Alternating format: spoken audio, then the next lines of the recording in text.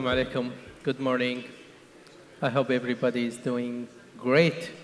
And I'm glad to be with you in this event. So let's start our discussion and our keynote. Let me ask a question where maybe all of us might agree, might not agree, but mostly I think the people will agree about this. Do you think whatever being happening in Web3 is lacking of some ethics and values? Do we really need that? If we say yes, then who defines these ethics and values? Is it me? Is it you? Is it someone else? Is there a standard for these ethics and values? Because everybody can bring his own definition, right? And everybody can say, this is my ethics and values, and I can be the standard. But let's go a little bit back with the history. 1,400 years, there is an financial school defined these ethics and values. This financial school called the Islamic Financial School. It defined the ethics and values in a very amazing way that reflects positively on the community, but more than this. It is not enough just to define the ethics and values, but it is about how we implement this. If I just define it and I don't have the way forward, how to make it easy to be implemented, then it is just, will remain in people's minds, will remain in books, but we cannot be translated into reality. The Islamic finance, it translated this into reality. It puts the rules and the way forward and the steps and the procedures on how we implement these ethics and values in all what we do. Now, there might be a question that says, this, what we talk about, it happened 1,400 years. But is it really today needed? Is it working today? I will answer this question with the facts that's happening in reality. You can look at the Islamic finance market cap, $3 trillion. That's happening today. Expected to be $3.69 trillion. If you look at the halal products, $4 trillion market cap. This is happening today. Can you tell me one market that's growing every year, 15 to 20% more? That's the Sharia finance and Sharia products.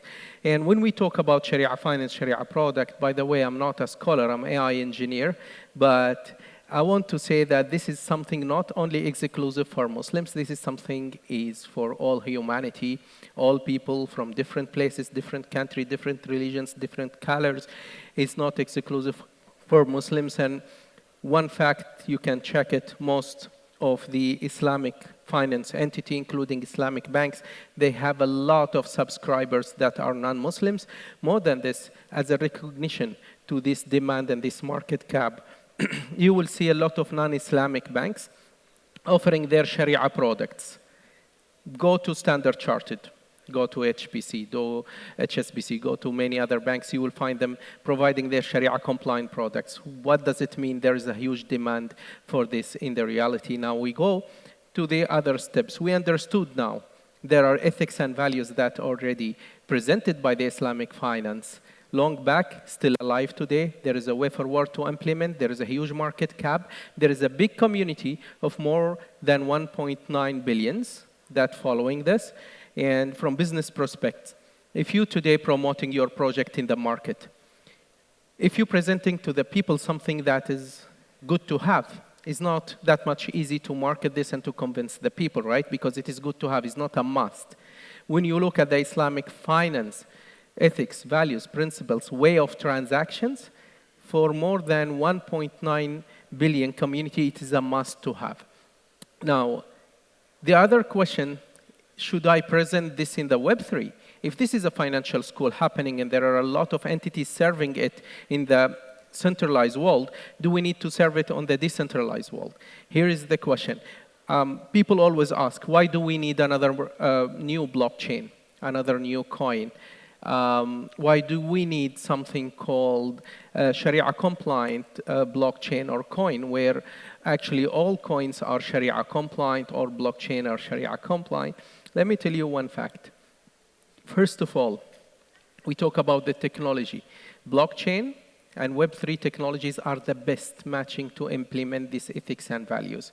I mean, if I present a must-to-have product to the market, and I brought it with the best technology, transparency, reliability, and cost-effective, and more than this, I make it governanced by the community, then of course that provides a better option.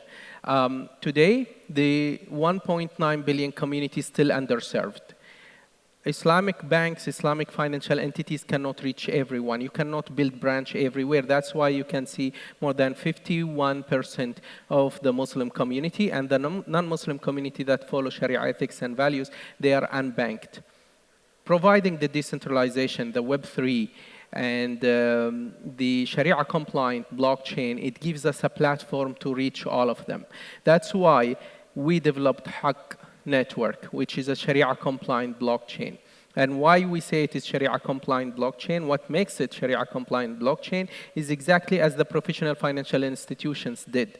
They have very esteemed Sharia board, very well recognized, very strong scholars in Islamic finance. They are the one who define and certify everything happening there. Same, we have our own Sharia board headed by Dr. Nizam Yaqoubi, and they are sitting in more than 40 banks Sharia board, and they are the one who certify everything happening. More than this, in every project, there should be a purpose to serve the community and a purpose to give back to the community. That's why we have 10% of every minted coin goes to Evergreen DAO. And this DAO will be giving grants and supports to projects for the community and also to support the charities all over the world. So the mechanism of this DAO, how it will work, how people can apply, how people can utilize it, will be announced very soon in Q4 in this year. Now, after we build this, if you look at the components we spoke about, we have the technology component, the Sharia component, and then the philanthropy component. After this, we have the executive board where the project received recognition from the professional financial institution. People like Mr. Hussein Al-Miza, who is the co-founder of Dubai Islamic Bank with Sheikh Saeed Lota long back, Khamis Buharoun, the ex-CEO of Abu Dhabi Islamic Bank, Peter Rafferty, who used to be with ADIA for more than 20 years, and many people, and also, as you know, the elite people in our advisory board. But let's talk a little bit more about how this will happen in reality. What are the utility for this? Because usually when people talk about the Web3, they are more into how we will use it, where it will benefit us, what's happening on ground, how this will serve for the future. That's why we have built it into sites. First of all, partnerships where we partner with the largest halal certificator in the world called Fambras. And soon you will see halal certificates happening in the Haq blockchain. When the halal product on your table, you can scan QR code and see the certificate on the blockchain. And then we also signed the agreement with Holiday Swap, where 650,000 active wallet going to be on that chain exclusively very soon. We signed an agreement with DDCAP, that a UK entity that serves more than 300 banks all over the world, and many things is happening. Now, let's go a little bit back. We spoke about community. We spoke about the Sharia finance with the big market cap and halal products with the big market cap, in total $7 trillion. Now, what is being done in the blockchain is having these all transactions that happening in Sharia finance on the blockchain in a Sharia compliant way. I spoke here about the Islamic finance loans, transactions, and partnership. What we call it in Sharia, mudaraba, musharaka, murabaha, muqayada, many other things will be in smart contracts in the blockchain. Another thing which is the zakat, where this is, the blockchain is providing the best solution when it comes to transparency. A lot of people, when they donate, they just donate the money and they don't know whether it reached the right people. Is it transparent enough? All what they receive is just Excel sheets saying, oh, those people received, but they cannot verify it.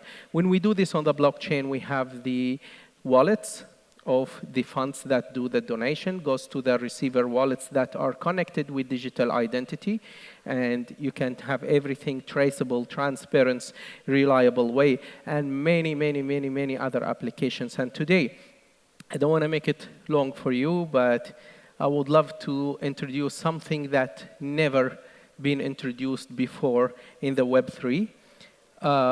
We are working very hard to bring something called super utility. Now, today, a lot of people think that, if you look at the market, thousands of coins there.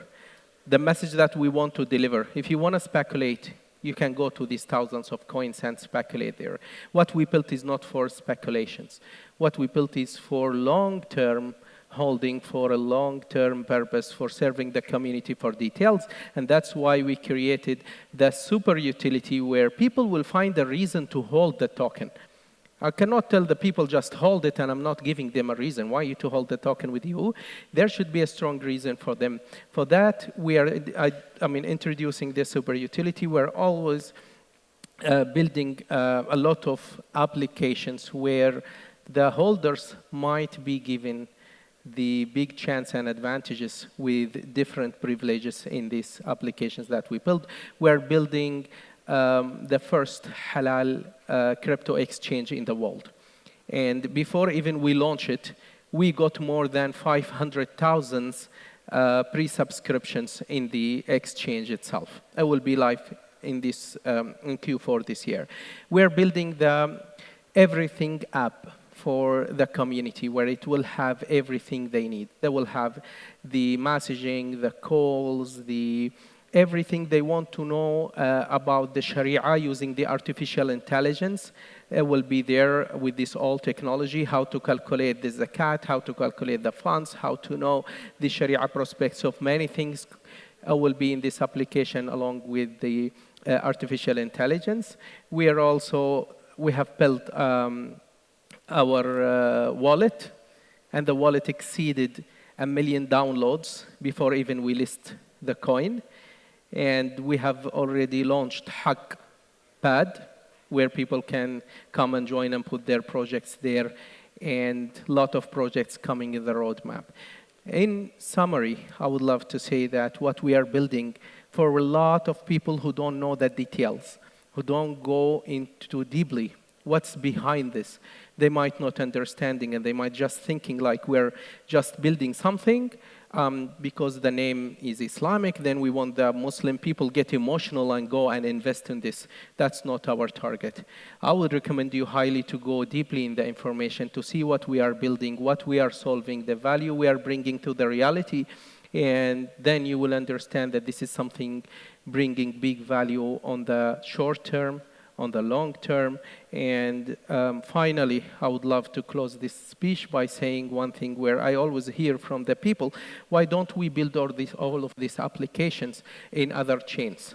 Why we need to create a hack network and put a coin for it? I will say, if you want to create something that goes with the ethics and values of the community, that they don't encourage gambling, casino, interest, many other related things, then you should have the clean environment where you need to put this. I cannot put it in the same environment where they find good projects that goes with their ethics and values and bad projects. For example, if I create a zakat solution in application that encourage gambling and casino, it doesn't make sense. It doesn't go with the ethics and values. It needs its own clean, clear environment. However, with this, we are not saying other chains are bad or not good. We are not saying other coins are bad or not good. Everything has good and has bad. But what we are trying to build is something healthy for the community, and something adds a flavor of ethics and values to the Web3, where everybody can contribute there. Thank you very much.